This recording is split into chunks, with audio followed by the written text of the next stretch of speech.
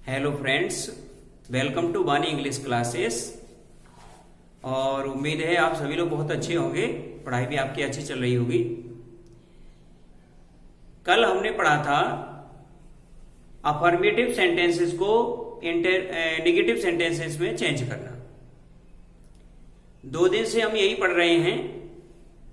आज हम पढ़ेंगे interchanging negative sentences into affirmative sentences. हमारे बोर्ड एग्जाम में अफर्मेटिव से नेगेटिव बनाना और नेगेटिव से अफर्मेटिव बनाना, ये दोनों ही तरह के सेंटेंस आते हैं। तो कल हमने एक प्रकार पढ़ा था, सेकंड टाइप आज हम पढ़ेंगे। फर्स्ट सेंटेंस देखें आप, he did not complete his work। इस सेंटेंस में आप देख रहे हैं हमारी हेल्पिंग वर्ब है वो है डिड नॉट। अब इसे यदि हम अफर्मेटिव में चेंज करते हैं तो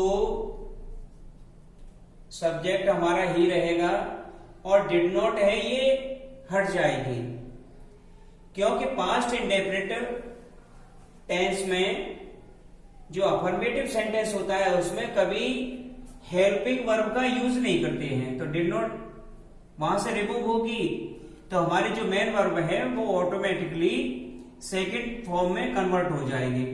तो ये हो जाएगी कंप्लीटेड हिज वर्क। सेंटेंस हुआ आपका ही completed his work.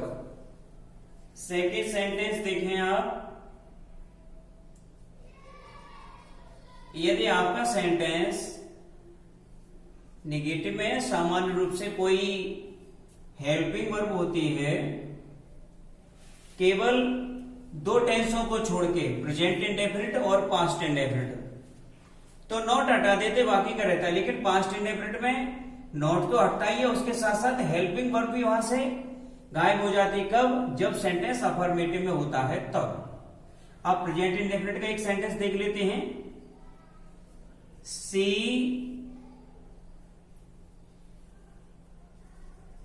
Does not play with her dolls. Negative में है, अफर्मेटिव में चेंज करेंगे इसे।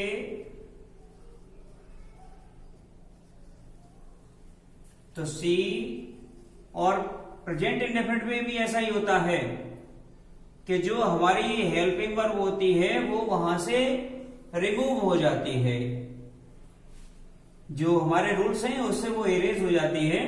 तो सी, अब हमने एक मेन वर्ब रख दी प्ले, लेकिन हमारा जो सब्जेक्ट है वो सिंगुलर फॉर्म में है, इसलिए हम वर्ब में ऐसे एस लगा देते हैं। अब कौन सी वर्ब में एस लगती है और कौन सी वर्ब में ई एस लगती है, तो आप सबको पता होगा कि जिन वर्ब्स के लास्ट में S, double S, S H, C H, X, Z, O आते हैं, उन वर्ब्स में हम ईएस लगा देते हैं। जैसे ऐसे पास, पी ए डबल एस पास, तो पास में लगेगी पासेस, और डबल एस है तो पी ए डबल एस, देखो पी ए डबल एस पास में लास्ट में एस भी है, ये वाला रूल भी उसमें है, और डबल एस है तो ये वाला भी एस एच, तो P U S H push. अब पुश में पीछे एस एच है तो ई एस लग जाएगी। सी एच कैच, तो सी एच आ गया तो इसमें भी एस लग जाएगी। अब आता विज, तो विज में भी ई एस लग जाएगी। विज मीन्स होता है to make an hissing sound like an arrow, जैसे जब तीर चलता है तो सनसनाहट की आवाज आती है, उसे विश बोलते हैं। ओ तो गो में भी लग जाती है एस। तो जिन वर्ब्स के लास्ट में S, double S, S H, C H, X, Z वो आते हैं उनमें हम एस लगाते हैं, और बाकी के जो वर्ब्स हैं उनमें एस लगा देते हैं। तो यहां एस आ जाएगा। तो सी प्लेस विद हर डॉल्स। तो आपने देखा कि यदि पास्ट इंडेफिनिट हो या प्रेजेंट इंडेफिनिट हो तो अफर्मेटिव सेंटेंसेस में हम हेल्पिंग वर्ब्स नहीं लगाते। इसका एक दूसरा एग्जांपल और देखते हैं। जैसे Ravi and Mohan do not learn their answer. अब इसे हम अफर्मेटिव में चेंज करें तो हम देखेंगे रवि एंड मोहन, यहां ये डू नॉट है, प्रेजेंट इंडेफिनिट सेंटेंस है, तो यहां से डू और नॉट दोनों रिमूव होंगे, वर्ब आ जाएगी लर्न। आप जानते हैं हमारा जो सेंटेंस है उसका सब्जेक्ट प्लूरल फॉर्म में है, इसलिए हम वर्ब में ऐसे यस नहीं लगाएंगे। तो Ravi and Mohan learn there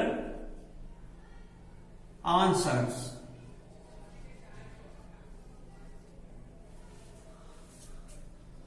तो जब भी हम सेंटेंस बनाएं तो इन चीजों को आप विशेष रूप से ध्यान में रखें। सामान्य रूप से ऐसा होता है कि जब भी आप बनाते हैं सेंटेंस, जैसे आप एक सेंटेंस देखें नेगेटिव में, he is not weeping, affirmative में चेंज करना है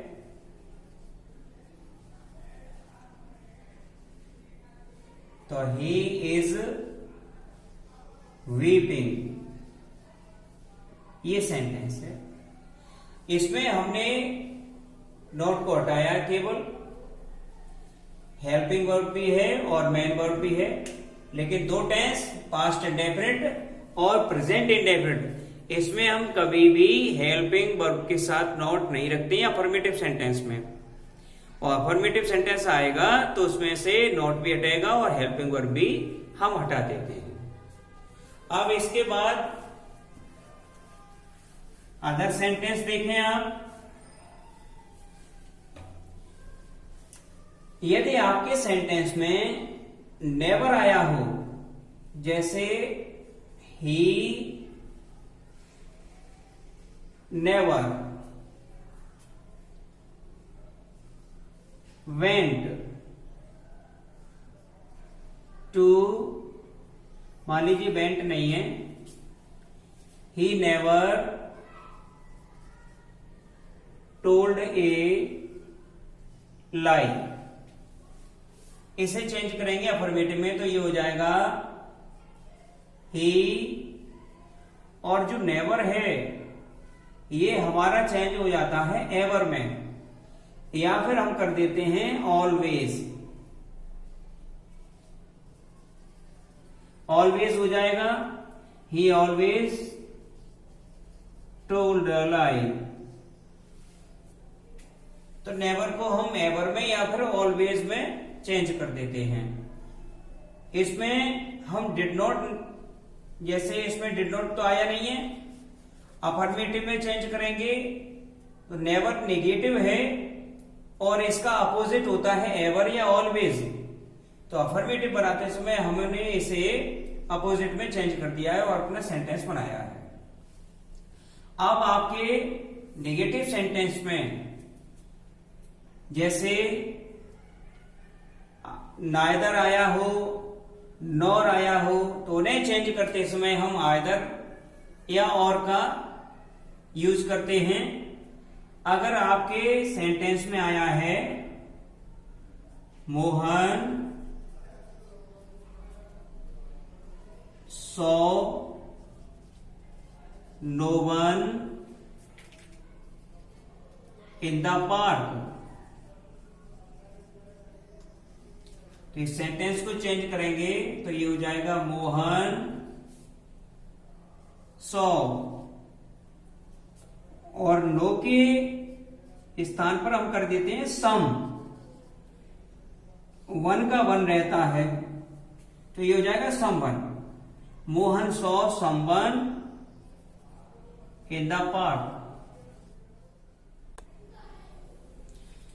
अब इस सेंटेंस को देखें आप, he saw nobody in the room, तो इसे भी हम जैसे हमने मोहन वाला सेंटेंस सॉल्व किया है इसे भी ऐसे ही करेंगे। ही सॉ और नो की जगह हो जाएगा सम, समबडी इन द रूम, ये सेंटेंस बनाया। अब अगर आपका नेगेटिव, आप देखें यदि आपका नेगेटिव सेंटेंस नो सूनर वाला हो, no sooner did he see the tiger than he ran away, ये है। अब इसे आप सॉल्व करेंगे तो नो सूनर की जगह आ जाता है as soon as, as soon as.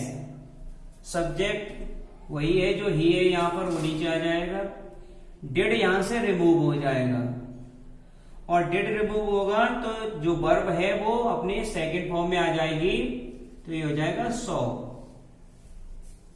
The tiger.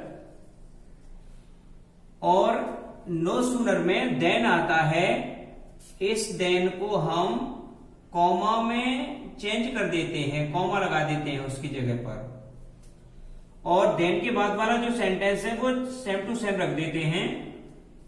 He ran away, तो हमारा सेंटेंस बना as soon as he saw the tiger comma he ran away. तो इस तरह से हम नेगेटिव सेंटेंस बनाते हैं। सम बार इसमें नो वाले में कुछ भी आ जाए उसको हम सम में चेंज कर देते। अगर यहां पर नथिंग होता तो समथिंग हो जाता, नोबडी है इसलिए समबडी है, नो वन होता तो समवन हो जाता। तो यहां पर नो के साथ जो भी आएगा वैसे ही सम के साथ भी वही आ जाएगा। अब मान लीजिए यहां पर केवल नो हो तो नीचे भी केवल सम ही आएगा, नो के साथ कुछ नहीं है तो सम के साथ भी कुछ नहीं आएगा। अब अगर मान लीजिए आपका जो सेंटेंस है वो नेगेटिव में neither he is made nor he is careless. अब आपका नेगेटिव सेंटेंस वो नाइदर से स्टार्ट है, तो यदि आपके नेगेटिव सेंटेंस में नाइदर नॉर आता है तो अफर्मेटिव में चेंज करते समय नाइदर के स्थान पर हम आइदर कर देते हैं। आइदर ही इज मेड, और नॉर की जगह और आ जाता है ही इज केयरलेस। तो यदि नाइदर नॉर से है आपका नेगेटिव सेंटेंस तो अफर्मेटिव में चेंज करते समय हम आइदर और का प्रयोग करते हैं।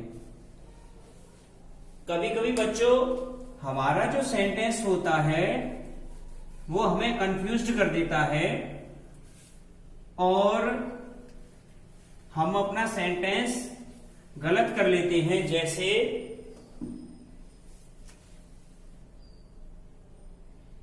he did not beat. He did not beat Mohan. अब इसे हम चेंज करेंगे, तो आप पहले देखें ही, अब डिड नॉट तो रिमूव हो गया, और बीट को अब ये यहां फर्स्ट फॉर्म में, अगर इसे डिड नॉट हटने के बाद सेकंड में चेंज करेंगे तो सेकंड फॉर्म में भी ये बीट ही रहेगी। तो ही बीट मोहन। तो सेंटेंस चेंज करते समय आपको वर्ब के बारे में भी पता होना चाहिए कि फर्स्ट फॉर्म में किस रूप में आती है, सेकंड में किस में। इसी सेंटेंस को हम नीचे देखते हैं। यही वाला सेंटेंस अगर ऐसे हो, he does not beat Mohan, ये सेंटेंस होगा ही। अब डज नॉट इसमें से रिमूव हो जाएगी, तो मेन वर्ब की फर्स्ट फॉर्म आएगी। फर्स्ट फॉर्म बीट होती है, सब्जेक्ट सिंगुलर है इसलिए इसमें एस लग जाएगी, तो ही बीट्स मोहन। तो इस तरह से हमें पता चल जाता है कि ये फर्स्ट फॉर्म है या सेकंड। यदि सिंगुलर सब्जेक्ट के साथ कोई वर्ब आती है और उस वर्ब में एस लगी है, तो इस मीन्स ये जो सेंटेंस है वो है प्रेजेंट इंडेफिनिट का। और यदि उसमें सेकंड फॉर्म भी वही है जो फर्स्ट है और वही सेकंड है, लेकिन उसमें एस नहीं लगी है, इसका इट मीन्स ये सेकंड फॉर्म में है, फर्स्ट नहीं है। तो ऐसे बहुत सी वर्ब हैं जो फर्स्ट में और सेकंड फॉर्म में सेम रहती हैं। तो इसलिए इस चीज का विशेष ध्यान रखें कि आपसे कोई मिस्टेक ना हो और आप सही सेंटेंस करें, अपनी पढ़ाई जारी रखें और वीडियो देखते चलें। किसी प्रकार की कोई प्रॉब्लम आती है तो आप उसके लिए कॉल करें। Thank you.